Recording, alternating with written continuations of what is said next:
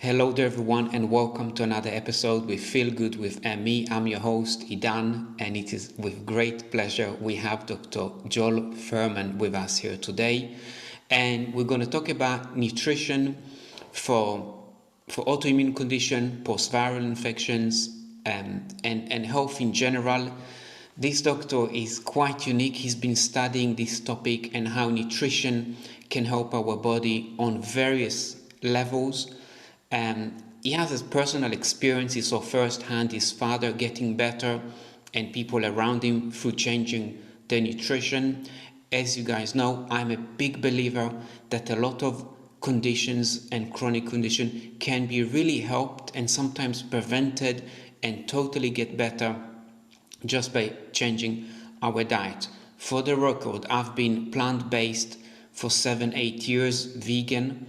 And as you know, it helped me immensely with inflammation, with my joint, with my pain, with my IBS. It's been a real life-changing.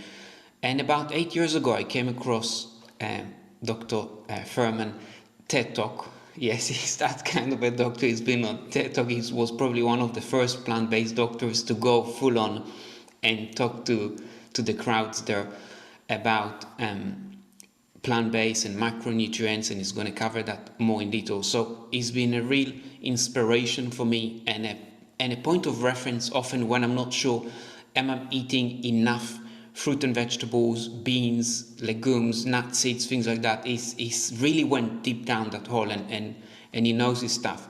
So Dr. Fuhrman, if you can introduce yourself a little bit better than I can do, tell us a little bit how you got into nutrition, into medicine, and then the food you advocate, what kind of good food and diet we can have to get ourselves better, digestive wise, inflammation, autoimmune, things like that. That would be really helpful. Sure. Well, it's been my passion for years, and I went to medical school in 1984 with the specific intent to be a physician specializing in nutritional medicine. So I became a board-certified family physician, but right from the get-go, I was interested in having people reverse illnesses with nutritional excellence and nutritional therapeutics. And even in medical school, I was chairperson of the nutritional education committee, and I was like teaching nutrition in medical school. And I was like always into say, drugs are just going to kill people. They're toxic. They're poisonous. They're just going to cause cancer. You shouldn't be. I mean, like I've always been arguing and telling the doctors this, and they'd agree with me. Even in medical school, the professors would say, we know you're right, but people aren't going to listen to you. You're right, but you're not going to make money that way. You're right, but people just want a pill. They don't want to change their life. And I'd say, but you can't decide for them what they were willing or want to do. We have to give them accurate information. And the information includes the hope that they could get rid of their rheumatoid arthritis and get rid of their multiple sclerosis and get rid of their lupus and get rid of their psoriasis and let them choose they want to keep taking drugs that cause cancer for the rest of their life. You can't decide for you because you think it's easier and they're not going to do it. So I was always very excited about the opportunity to get people well. So I went to medical school, graduated in 1988. I was already like 33 years old then. I didn't go to medical school. I was 29. Did a family practice residency, became a board certified family physician, which enables me to, because when you're treating people with these dangerous drugs, you have to know how to de-prescribe them slowly and how to use the drug and how to be, so I'm very, how to prescribe a lot of dangerous medications because people are on these medications and I'm continuing their medications for months as I'm slowly taking them off them. You know what I mean? So it's very good. I had the medical background and be able to prescribe these things. Even with people with depression and mental illness, I'm modifying medications, mixing medications, giving even custom making medications with compounding pharmacies to cut them back in little tiny bits at a time. So you don't take some medications away too quickly when you're de-prescribing, you know what I mean? But so in any case, before I went to medical school, I was on the world figure skating team. I was third in the world in pairs figure skating with my sister Gail in 1976. I I spent my youth as an athlete in training, and I always wanted to eat well for better stamina and better conditioning and not getting sick. And as you mentioned earlier, my father was sickly, and he read a lot of books from Dr. Shelton, a natural hygiene literature that he wrote in the 1950s and 40s. Dr. Shelton himself developed Parkinson's disease and passed away, didn't live that long in his 80s due to Parkinson's disease. And a lot of the early vegan pioneers that I was familiar with when I was young developed mental illness or Parkinson's disease or dementia in later life due to brain shrinkage. And we think, and I've investigated that and taken care of a lot of the people myself to detect that their omega-3 index, which they had in those days, and we can do DHA levels back 20, 30 years ago, and I was caring for these people, had low omega-3 index in their brains, leading to brain shrinkage in later life. What I'm saying right now is that this way of eating can enable people to live between 95 and 105 years old on the average, instead of living between 65 and 80 years old conventionally. So if you're living that much longer, you have to pay more important attention to the factors that give you full physical and mental faculties when you're 95 to 100 years old, because what good is living to 100 if you don't have your full self present? And so a lot of these people, so I became very, not just interested, but passionate about making sure that enabling people to not get cancer and not have heart attacks and strokes, that they can maintain their full mental faculties and protect the brain as they age on a plant-based diet, which a lot of these pioneers were advocating. The nutritional advances of the last decade have really made a lot of the core principles of the Nutritarian diet irrefutable and with such a high degree of credence today. So it's becoming more accepted in conventional circles. For example, the American College of Lifestyle Medicine is growing plant-based lifestyle medicine for reversing disease, has just been incorporated in New York City hospital systems, for example. So there's tremendous growth going on in this field. So to wrap this up, I've been in practice for decades, for more than 30 years, and I've treated thousands of people.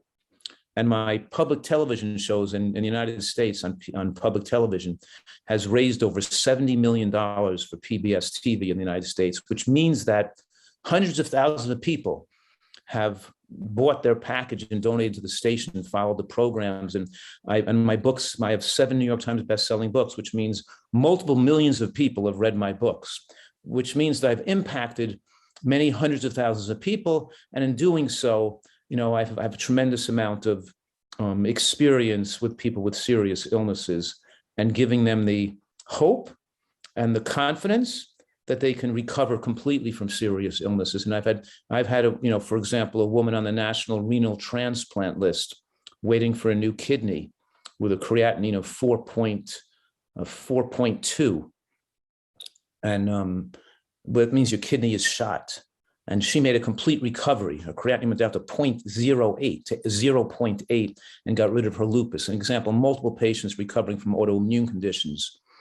Psoriasis going away, many patients getting rid of multiple sclerosis, many people recovering from ulcerative colitis. And we have to sometimes tweak the diet and tweak the recommendations. And it's not just giving the one size fits all plan, but I have the experience over the years of utilizing nutritional science to help people make recoveries.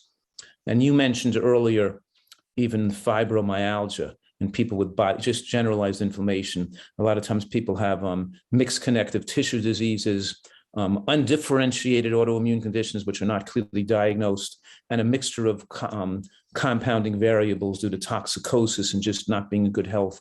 And they develop spasm and tenderness in their muscle tissues too. And we combine, an excellent diet, which I call a Nutritarian diet, which is the pinnacle of health excellence to maximize human longevity and health with dietary excellence. And combine that with some juicing with vegetable juicing to increase the speed at which we can get the nutrients into the tissues. But we combine that with certain types of body work, with certain types of massage that compresses the muscles from origin to insertion, not just over the trigger point. So the whole length of the muscle in question gets pumped up and down and compressed. And so it's a little uncomfortable because you're having the therapist figure out which muscles are indurated, which muscles are not getting good circulation, good nutritional delivery of oxygen and nutrients. So we have to increase the circulation to those tissues. So it's not just only giving them the diet, it's also giving them, the pulsating massage, the pressure massage, sometimes electric stim, sometimes some physical modalities to help the tissues start to relax so they can now be better perfused with oxygen and nutrients from the good diet we're giving them. Sometimes you do one without the other, you don't get people well, but you combine the right type of conservative physical body work. It's not a rubbing type massage. It's kind of like compressing and pumping the tissues and flattening the muscles to bring fluid and lymph back into them. You know what I mean? I also have a retreat here in San Diego where people come and stay here for a few months. And a lot of times they come and stay with me because they're food addicts. And they know they can have to lose weight and get healthier. And they know they keep eating improperly, but they can't seem to get themselves get themselves compliant and following the recommendations. And we find it helps tremendously if people have an enforced period of abstinence from their addictive food triggers. So they stop craving those foods they're addicted to, the unhealthy foods they're eating. And with the education that we're giving them about, and also the learning how to make the healthy foods taste great, they leave here with higher degree, with skills and the emotional, you could say, knowledge and actually becoming different people, and with the knowledge that they can now apply this information and stick with it, adhere to it with joy and with pleasure for the rest of their life. Because just before I wrap this first part up, I just want to say that eating healthy and losing weight temporarily and then going back to eating unhealthy and gaining it back again is not good for your health and does you no benefit. So going away to these health spas and health retreats and losing weight and eating healthy, and then going back to your old diet and gaining the weight back again, that does you no good at all. It's only good if you lose weight, get to an ideal weight and stay there, and you learn to eat healthy and you stay eating healthy. So the changes you make are only good if they stick. If they don't stick, they're worthless. So that's what my efforts have been, to make people want to make the right changes and stick with them long term, so they get long term benefits, not short term up and down. Thank you so much for this quick introduction and explaining to us. I totally agree that ideally we want long term changes, and I can imagine coming to your retreat how beneficial it is to be with a new environment where the trigger foods is not there, where people are coming with the same mindset, they all want to get better. They got you as a guide, probably some other people showing them how to cook, how to juice. It's I'm sure it's an incredible experience, and I'll probably want to try it myself at one point. So yeah, and people could come just to enjoy the good food and the and the recreation, the hiking, the pickleball, the swimming. They can come just to have a good time. But most people that come have some medical condition or driving them here, or they're overweight and want to get in better health, but it's always been, even at this point in my career, it's always exciting for me to work with people and to have them get better again and to watch them get well. It's just a fun thing, to be very rewarding to be working with the individuals and seeing them transform their health and transform their bodies and transform their life.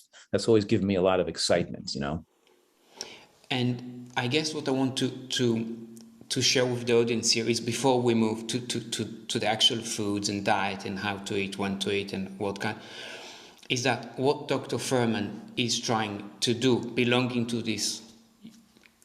There used to be a unique set of doctors that focus on finding the source and treating the source, and then think that it's a growing number, thankfully, now with integral medicine and all of that, is that when you have high blood pressure, you can take medication to mask it and to reduce the blood pressure, but it doesn't mean there is no pressure on your heart, your arteries are not clogged and under stress. What Dr. Fuhrman will try to do is saying, what is it you're doing mentally, emotionally, physically, consuming, that causing this high blood pressure to rise, this pressure on our heart, on our kidneys, etc. And he will try to address that with the nutrition, with the mind, with all that goes around it. And when you treat something from the source, the results are always better. You feel better, much better than just popping a pill that sort of take it away. When you do something naturally, I believe the results are much better. Maybe you can quickly touch on that, because when we say no drugs, some people think, wow, no drugs, how can that be? And I'm sure you will agree, there are points and place where drugs and medications are necessary and useful, but for chronic conditions, masking the symptoms, basically, it's maybe we're missing a point. And as you said, we're misinforming patients. And often what I've seen as well, when someone starts with high blood pressure medication, it usually goes with the high cholesterol medications. Before you know it, I don't know what is in these medications, but then there seems to be a sleeping problem. Blood sugar is rising. Now, it could be what comes first. Is it this condition, or is it now starting taking pills which has all kind of preservatives and fillers and D-calcium phosphate, which may be harden the arteries or something? But it just doesn't seem to end. And as you said, you can see people suddenly, their function and their livelihood and be more restrictive, because if they can't sleep, they have sugar problems, so their energy is not there, they have blood pressure, they can't walk maybe as good all of a sudden. But yes, maybe you can just quickly touch a bit on how treating something naturally, where possible, how different it can be and mean, and just something like that. I know I'm throwing at you a lot of things at once, but I teach this information all the time because people are misled to think that the medications are going to be their savior, and they complicate things and make people worse. I mean, the first week in medical school, you learn that all drugs are toxic. They cumulatively increase risk of cancer. For example, just recent studies came out this month on ACE inhibitors and on causing interstitial damage to the kidney. But we know for years that people on blood pressure medications have higher risk of breast cancer and prostate cancer. Calcium channel blockers, 10 years, a study came out, 10 years of use, it doubles a woman's risk of breast cancer. But even worse than that, people think their blood pressure now looks okay because they're on the medication, which then makes it think that's like that enables them or gives them permission to eat whatever they want because the blood pressure looks okay, and the aging of the blood vessel continues unchecked, leading to and with all these medications, the heart attack and strokes are still the #1 cause of death for people over the age of 65, and we're not living longer because of the medications. As you are also mentioned, that statin drugs increase risk of diabetes, they raise blood sugar, and they slow weight loss and prevent and cause weight gain. Most of the diabetic medications cause weight gain and make diabetes worse as they control your blood sugar. But the blood pressure medications in particular are particularly damaging at increasing risk of heart attack, because the systolic blood pressure, there's a systolic blood pressure and a diastolic blood pressure. The systolic blood pressure is when the heart squeezes and pumps the blood out to the whole body. The diastolic pressure is the recoil, because when the heart pumps, the peripheral blood vessels distend. They're your second heart. They distend and then they snap back. When they snap back, that's the diastolic blood pressure pushing blood back to the lungs and the heart to refill the coronary arteries and refill the heart with blood. The diastolic blood pressure is set to produce enough pressure to adequately oxygenate the heart and the lungs when the blood returns to the heart and the lungs. When you take blood pressure medications, it offers some degree of protection by lowering the systolic blood pressure, but it pushes the diastolic blood pressure to a range which allows the heart now not to get as much oxygen as it needs. For example, when you medicate a blood pressure below 70, you increase the risk of heart attack, the diastolic pressure. If you medicate the diastolic blood pressure goes below 60, you increase risk of heart attack by 3-fold, but taking medications which lower diastolic blood pressure increase risk of cardiac arrhythmia and atrial fibrillation. So now the major cause of atrial fibrillation is blood pressure medications, which push diastolic blood pressure too low, and now doctors have to give blood thinners, and other dangerous drugs to treat the atrial fibrillation, and those drugs cause further damage. And we have other drugs like bisphosphonates for osteoporosis that increase risk of atrial fibrillation. So now we have an epidemic of atrial fibrillation, which are now being treated with other drugs, which cause, of course, reflux esophagitis. And then we give people H2 inhibitors, proton pump inhibitors, which increase risk of heart attack. And we have this whole constellation of medications people need, because one drug causes the need for another drug, and one drug causes one medical problem to pop up. And so I'm saying, if people understood how relatively futile and dangerous taking medications were, and when I say you don't have to ever have a heart attack or a stroke, I can give you that promise right now. These are not natural for the human species. That promise is only realized if you can achieve a normal blood pressure without medication, achieve a normal cholesterol without medication, achieve a normal body weight without surgery, and achieve a normal exercise tolerance. In other words, you have to earn good health. And if you want to be protected, then you've earned your ability to be protected. You can't pill yourself. You can't medicate yourself to protect yourself. You just think you're fooling yourself. And so doctors are like, they're the enablers, they're the drug pushers, selling you this false bill of goods, making you think you're okay because your numbers look better. You're not better. You're not eating better. The quality of your diet. I said, yeah, you have to have a normal blood pressure, but I didn't say, and you have to eat a high quality diet that's nutritious, so you don't have inflammation in your tissues. All those things that you don't have to have a heart attack or a stroke, but you've got to know how to do this, and you have to really do it. You can't just take a drug and lower your cholesterol and think you're not going to have a heart attack. Almost all those people taking drugs for high blood pressure and cholesterol still have heart attacks. No, I couldn't agree more. And we can see it on our domesticated animals. Cats and dogs have the same conditions that we have, where you look at cats and dogs, at wild cats and wolves in the wild. I'm sure they have no heart attack, no blood pressure issue. And I believe also with the great apes in zoo, they have the same issues we do, and in the wild they can live to 50. I don't think, the dogs and the cats don't live that long, but great apes do live a long time, and they're primates, and we're very similar to chimpanzees and great apes. Our DNA is almost the same, and it's shown that they don't have heart disease in the wild, but they feed them kibble and the cooked baked junk in the zoo, and they develop heart disease, the same as humans do. It's the most craziest thing. Feed the damn ape the natural diet it eats when it's in the jungle. What are you giving it kibble and junk food for? It's the stupidest thing. And it was an article last year came out in the journal Science, said apes, can't be fed this processed food. They have to eat real food. I'm saying, oh, it took you 50 years to figure this one out. Well, that was really pretty smart of you, feeding them junk food and think they're going to be sick. It's like it's just crazy. But the point is that we're making is that our body is disease resistant. We're a miraculous self-healing machine. And, fried foods are, using fried oil, cooked oils eventually sparked this epidemic of autoimmune conditions, including inflammatory bowel disease that damages and so getting back to, so these are caused by man-made deviance from the way our bodies was designed. And what I'm saying right now, it's not genetic. We all have genetic weaknesses, but that scientists call that gene silencing. When you eat enough green vegetables, enough healthy food, those genetic weaknesses don't have a chance to be expressed.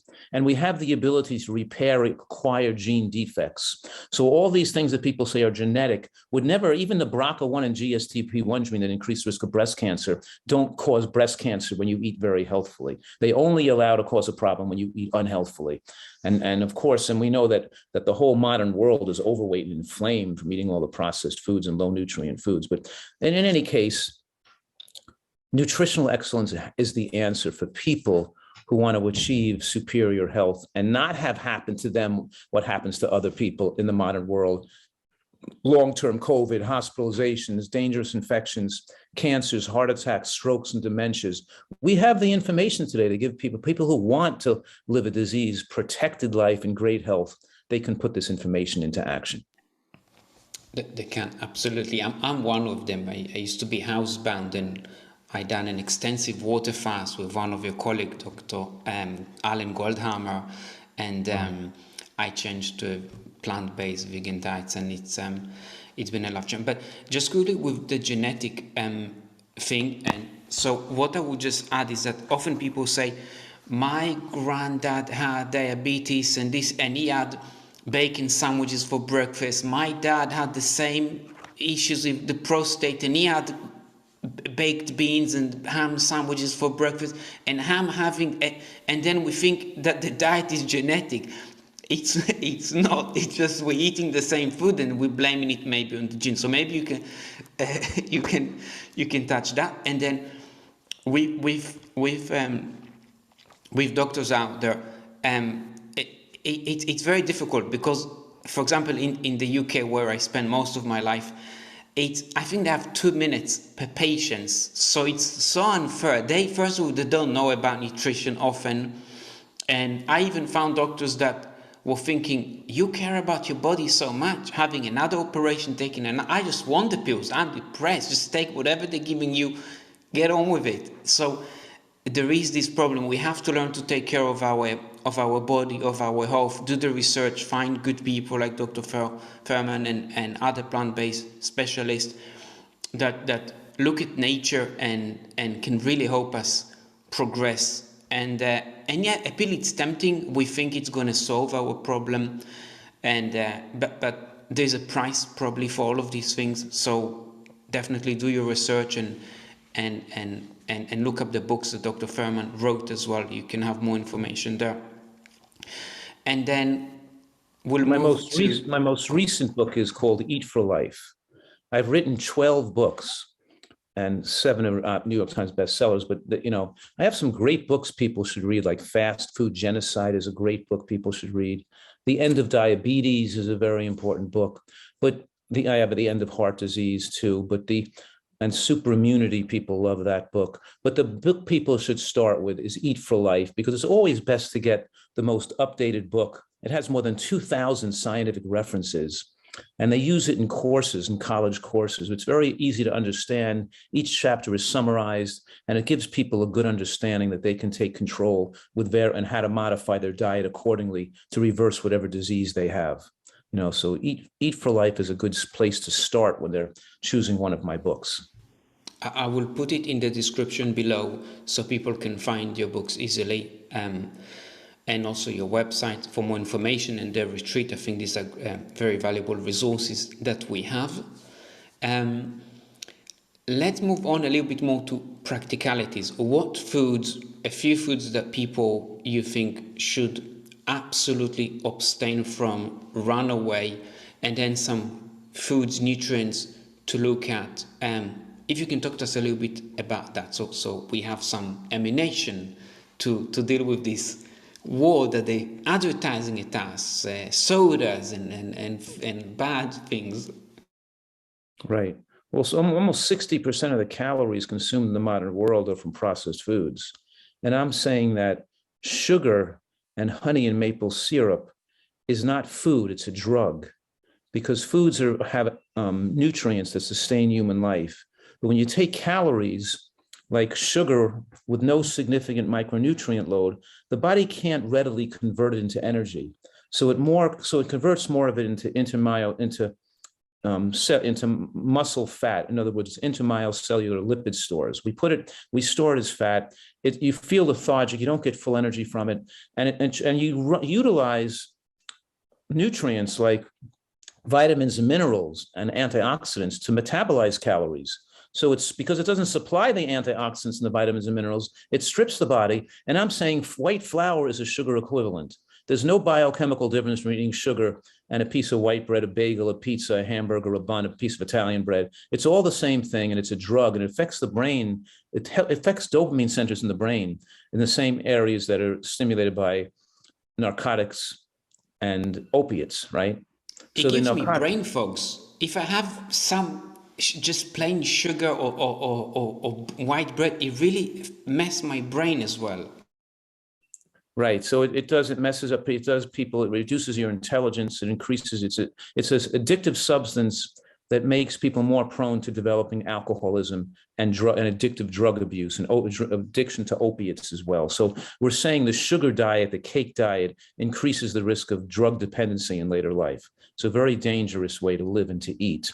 And then you combine that with oils, refined oils, which contain free radicals, which are genotoxic and carcinogenic. And that when you heat oils, they spew out more rancid carcinogenic compounds.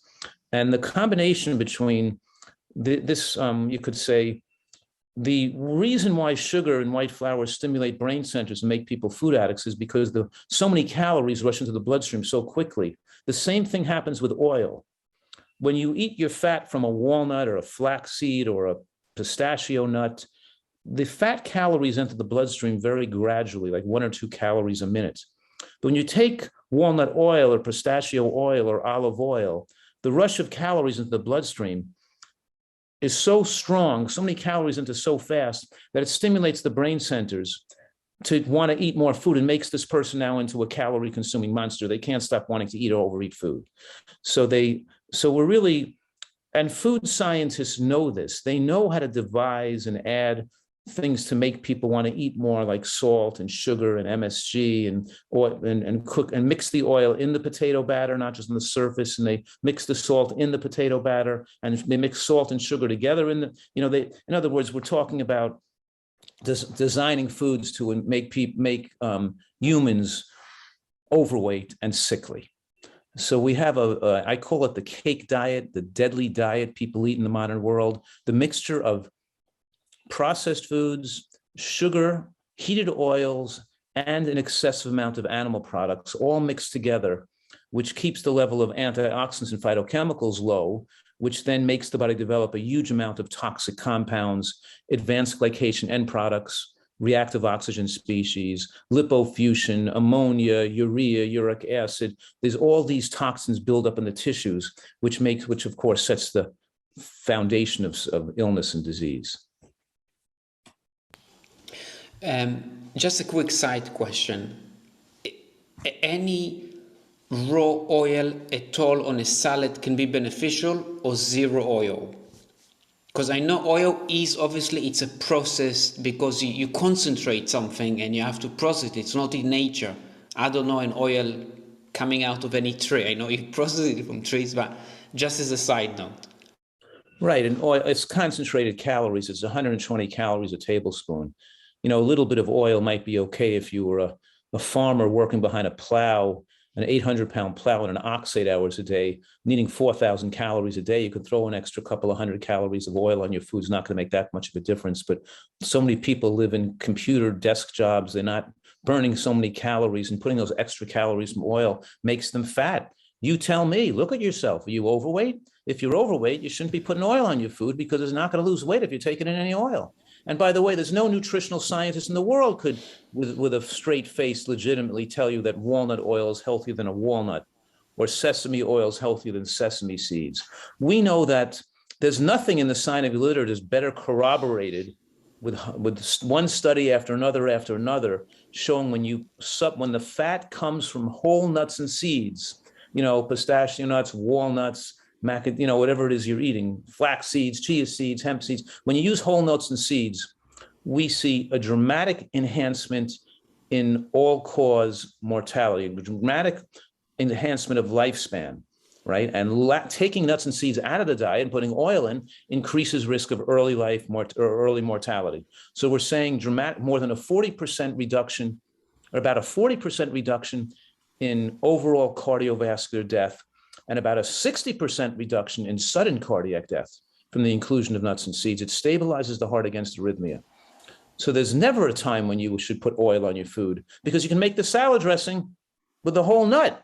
You can take it, you can make an avocado dip, not an avocado oil dip. You can make a walnut balsamic dressing or a pistachio crusted tempeh. You could make all these delicious things. Why would you put the walnut oil in if we use the whole walnut? Why would we put it? I could make you a great vanilla ice cream with macadamia nuts and real vanilla bean powder and some frozen banana, and it was so delicious, it'll be the best ice cream you ever tasted, all whole natural foods. Why would you want to do that with cream and fat and butter in there? I mean, you can use the whole macadamia. It's always the case that the recipe made with the whole nut or seed is going to be so much healthier than one used with dairy fat or oil. And there's so many studies on this, so many studies showing that when nuts and seeds become your source of fat, you dramatically extend human lifespan.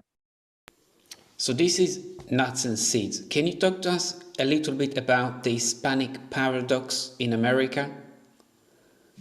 Yeah, well, you know, obviously there's a lot of racism that's gone on in America, for, 150, 200 years. I mean, our history is, based on a lot of slavery, and things like that. So it's horrible. And then when the Jim Crow laws I wrote about this in my book, Fast Food Genocide, how Black populations have been hurt nutritionally by lack of access to adequate food when they were, driven out of the South and pushed into northern cities by the violence in the South after the Civil War. And the lack of good nutrition, and we learn in medical school that Black Americans have higher risk of prostate cancer and strokes and more kidney failure, these dangerous diseases, almost as if they're saying that they're genetically weaker and more disease prone. And I'm saying it's not true. It's all about the diet. And I showed that after when the Black Americans who had gardens and after the Civil War, they had more centenarians and were living longer in better health than the white Americans, than the white Southerners were at that point. Because the question about the Hispanic paradoxes talks about why in the food deserts of America, where there are not a lot of ability to get fruits and vegetables, and people are buying more fast food and convenience store foods, we have much higher years of potential life lost compared to other areas where there's better availability of produce. The Hispanic paradox is that Hispanics who live in those areas with poor food access don't have as poor outcome and poor longevity statistics compared to Black Americans or white Americans in those areas. And the scientists have tracked it down to the increased use of beans in the diet, that because of their cultural history of where they're coming from, a lot of the Hispanic populations usually incorporate more beans in their diet. And beans have been shown to have an effect on benefiting human longevity and curtailing the damage from the oils and animal products. There's a lot of biochemical mechanisms which beans can reduce the inflammation. And if you're eating a chili that has some meat in it, the beans make the meat less dangerous and all that kind of stuff. So the Hispanic paradox is, and I'm saying that we're not more different from other people. We're more like regardless of the color of our skin, regardless of our cultural or genetic heritage, regardless of what we're all very similar to each other. And the major differences are more to do with nutrition and exposure to toxic elements than it is to our inherent genes.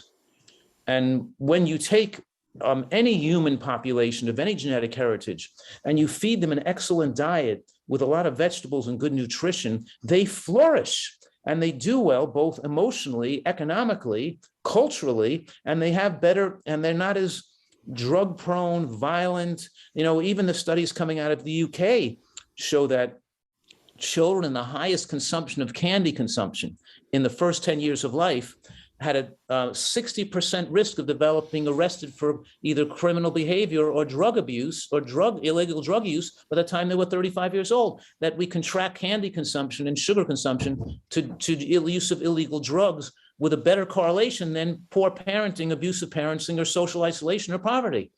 So what I'm saying is we're more alike. We're very similar to people all over the world, even if we've been brought up in, Peru, rural Africa, or the Iceland or Green, wherever humans are more alike than we thought. And it's the environment we're raised in, nutritional environment and the emotional environment that affects our development, not our race, our skin color, or our genes so much. And the Hispanic paradox just tells people, eat your beans and eat your green. I'm telling people, eat your greens and your beans.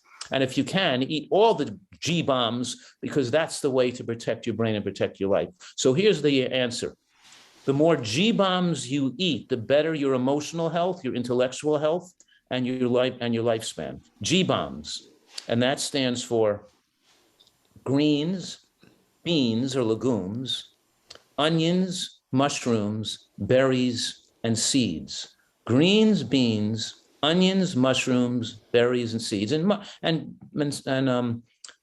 onions incur, scallions, green onions, leeks, the whole family of, seeds, nuts, all those things, flax seeds, chia seeds, sesame seeds, pistachio nuts, all those things. Green vegetables, lettuce, yes, raw, have a salad every day with half lettuce and then put other greens in it too, like cruciferous greens mixed with lettuce. People underestimate the power of lettuce even. Lettuce has like sulfoquinovols. It supports the growth of all the healthy bacteria in the gut and protects your immune system. More than half your immune system is in the interepithelial lymphocytes that line the digestive tract, the defenders at the gates of the castle. And what supports the growth of that protective immune system? Green vegetables, the combination of lettuce and the green cruciferous vegetables that contain all the isothiocyanates like kale and collards and bok choy and cabbages and stuff like that. And I'm always telling people that we have this unprecedented opportunity in human history to live healthier and longer than ever before, more than our ancestors could, because nutritional science has given us such powerful answers to protect human health. But at the same time, as nutritional science was telling us of the value of wild blueberries and baby greens and sprouts and all these things, the marketplace is putting these foods into the marketplace. When I was a kid, you couldn't even buy this much healthy food. There was no wild blueberries and organic blackberries to buy. You couldn't buy baby kale and mesclun lettuce greens and sprouts. And you can actually find all the super healthy food today. So while the population becomes more overweight and sickly, those of us who are knowledgeable about nutrition have this unique opportunity to live healthier and better and more disease resistant than any human population could have ever lived in human history. So you could take your pick what you want to do, but unfortunately, the addictive nature of food and the mass marketing of junk food and processed foods to the population has taken over their primitive brains, so they can't control their behavior. It's like smoking takes it over too. It's just they can't control themselves, and because everybody's doing it, you think it's okay, and then you throw the medications on top of that, and you have a population of robots. What are they called? We have a population of robots following the path to their premature deaths, No, this is, I had to bring you to the show because the way you simplified the best, when you think, and when you look at the studies, and they are there in your book for people who wants an easy access, just read your books, the GBOMBS. I've been studying nutrition and been passionate about since the age of 15. I'm 38 now, and I've read a little bit about nutrition and well-being nearly every day of my life. So at least from the age of early 20s, because I am dyslexic and only in my 20s actually I've mastered reading. But since, so about 15, 18 years, I've been reading everyday nutrition, and the way you just got it with the GBOMBS, it's 18 years of hard work to the letter, basically. It's you couldn't nail it more than that, and it's wonderful that in 30 odd years of your work you just make it so easy for us, and you're really standing on shoulders of giant, Dr. Herbert Shelton and all that movement of natural hygiene and nature cure, and you to bring it to modern age, modern day, with science, it's right. Just so wonderful, and I'm so grateful for your work and dedication. I would just like to ask a little bit before I let you go, and I have a feeling, if it will be okay, I would love to have you again, maybe breaking things down more and doing maybe 3 parts here, but we can speak because there's so much to learn from you. We could do another show down the road. It's easy for you to talk about the GBOMB just like that, but for someone new into nutrition and they hear so many ketogenic diet and paleo and primal diets, and you got to live like an Eskimo and eat raw things and kill things. So obviously it's maybe it's new information. So it would be great to do another one. But for people with IBS, maybe, are there any food to start with that they should avoid, and certain food they should top up with? Just a little bit on that, because for example, me with my IBS, to begin with, onions and garlics were irritating for me, I found it sent me to the bathroom even more than I already did, and that was a full-time job, just going to the bathroom back in them days. But now, I don't know how it is, I can eat onions and garlic nearly all day long and it's okay. Not in the evening. I think they are stimulating food somehow in the evening, but I seem to do absolutely fine with it. So maybe just if you can, before we close, something small about IBS, and then if you can wrap it for us, a few things that we can start to do until we have you again. Right, sure, certainly.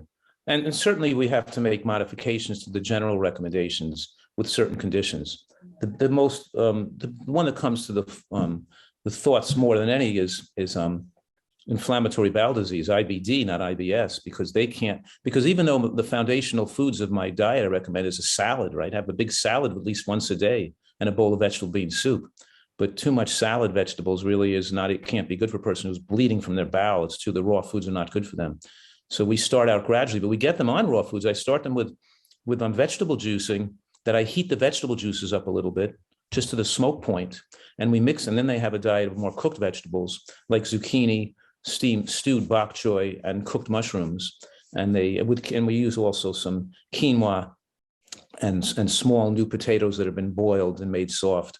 So we give them a diet. We gradually build them into this, and then when they start eating raw food, we might even cook. But in any case, we get them as they improve. They stop bleeding. We improve their nutrition. Then we gradually go from heated juices to non-heated juices, and then on to blended salads, to creamed in a blender, eating with a diluted blend, and then eventually to salads they chew. So we may have to sometimes use the art and the knowledge to move them towards the healthy diet in a more graduated fashion if they have some digestive disturbances. But doing that, we've enabled people to get rid of digestive intolerances and even getting rid of allergies. They've even recovered from allergies by improving their nutrition and starting out slow with the offending foods.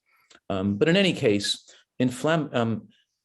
irritable bowel syndrome is not as severe as inflammatory bowel disease. And we usually don't have to eliminate all raw foods from the diet. And they usually can tolerate fruit too. Bananas, papayas, gelatinous fruits. And we make them puddings with agar puddings with like Jello-like puddings made with fruit. They do very well with that. So then we move people on in a step-by-step fashion. When a person usually have an autoimmune condition though, like lupus or psoriasis, I usually do include juicing because inevitably, mostly their nutrient scores are low. And by using the juicing for the first 3 months, it enables me to get their antioxidant levels higher, quicker. And I can start to slowly decreasing the medications gradually, as opposed to letting them longer to get their nutrient scores and their body tissues high. So yeah, we sometimes modify the recommendations for a particular individual need. And as you're aware, each person with inflammatory bowel disease or irritable bowel syndrome are different. They don't require the same exact diet. They have to be some modification for them to make sure that they can digest this comfortably. But inevitably, people can get well, and you keep recognizing the body wants to get well if we supply it with the right nutrients. And sometimes we have to use little supplements to get those nutrients in the perfect range, and then we can get people on the road to full disease recovery. Amazing. That sounds so right, to work with people and their body, and they can communicate how they feel and what works for them. And obviously you have decades of experience, so it's very helpful. Yeah. And I even have on my website a lot of times, because I'm not really I answer people's questions and help direct them and their local physicians how they can, wean off drugs or what they can do to change. They can tweak their diet. So I give people some advice on the internet as well. So people, all over the world who don't come to see me can get some of my feedback, Amazing. Yeah, I would leave that in the description below as well, how people can reach out to you and sign for a program and get consultation. That's important. Having you there to guide us. This is great. Last thoughts or something to share before I let you go for the day?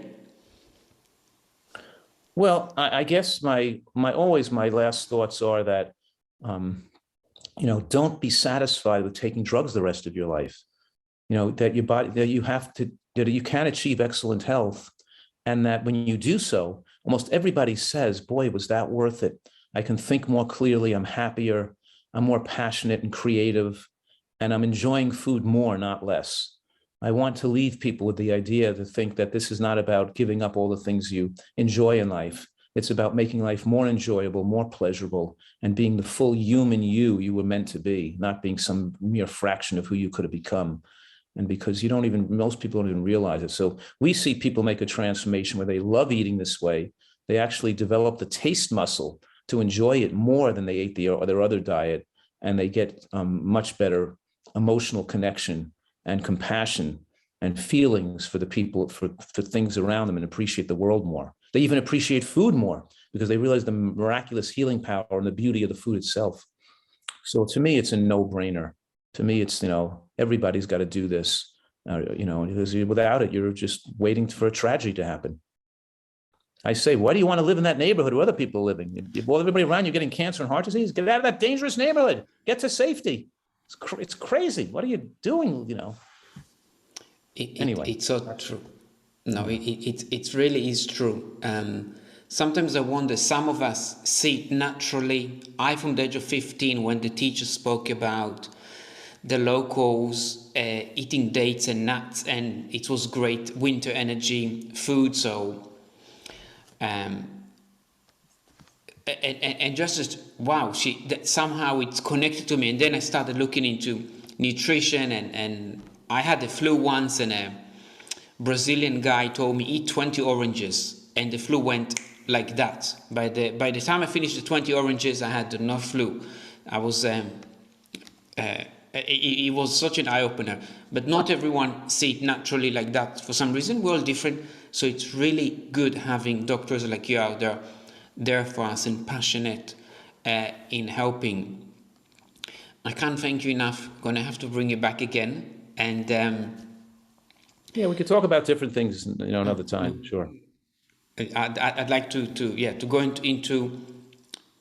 We'll break it a bit more down and how you arrived at your research and things like that from that level. But thank you so much for being the kind of doctor that you are, dedicating your life for people to get truly better from the source and have a long-lasting health and live life to the fullest, and being there for people. It helped me a lot. I can't thank you enough for that. So thank you for all your work, Doctor. My pleasure. Good luck to everybody. Thank you.